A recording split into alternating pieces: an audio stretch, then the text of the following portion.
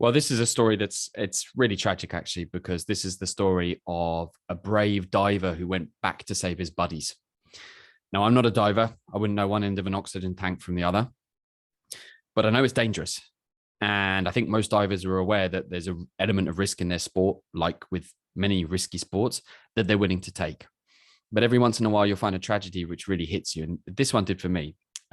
This is the story of 6 experienced divers who went into a flooded coal mine in the southwest of Poland in a place called Sobotka. And apparently this coal mine, from a diving perspective, is really interesting. You have to go down 40 meters, and they've got all these different layers and things like this. This is a mine that started in the 1920s, that basically got discontinued in the 90s and then got flooded.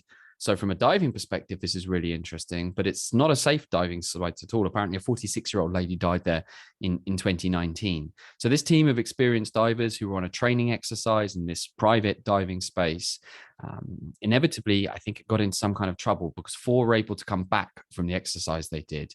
2 were missing. And this is where the story takes an even more tragic turn, as if the missing 2 were not enough. One of the divers volunteered to go back with an extra bottle of oxygen to go and save his diving buddies. Unfortunately, that 3rd diver didn't come back.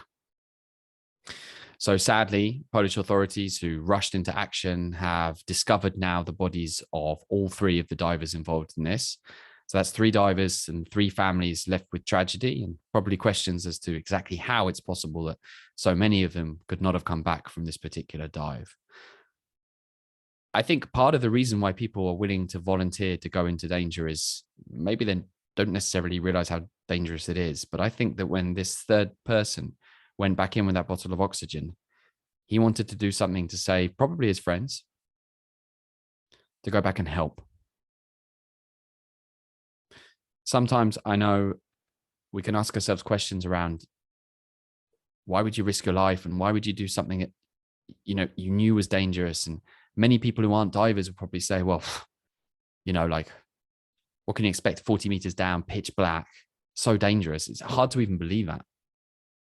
We live with risk in our daily lives that we don't see, that we're comfortable with, maybe we don't appreciate.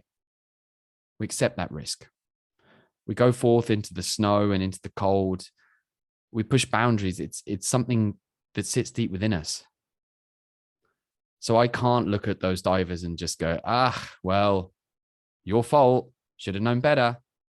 Because I see in them something which I hope I see in myself and everyone around us, which is we push on. I have no idea what was going through that diver's mind as he or she decided to go back into the mine to look for his friends with that extra bottle of oxygen. But I think it was with the noblest of intentions.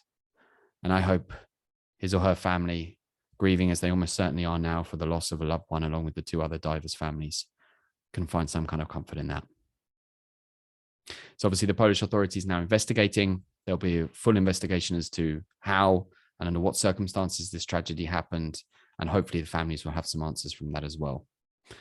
I'll see you again for another episode of What's Up Poland. If you want to learn more about the country of Poland, then I think the best thing you can do is subscribe to this channel. We've got loads more stories. Come and check out the channel. You'll find things that are funny, but you'll also find things that are tragic as well. I'll see you again for another episode of What's Up Poland.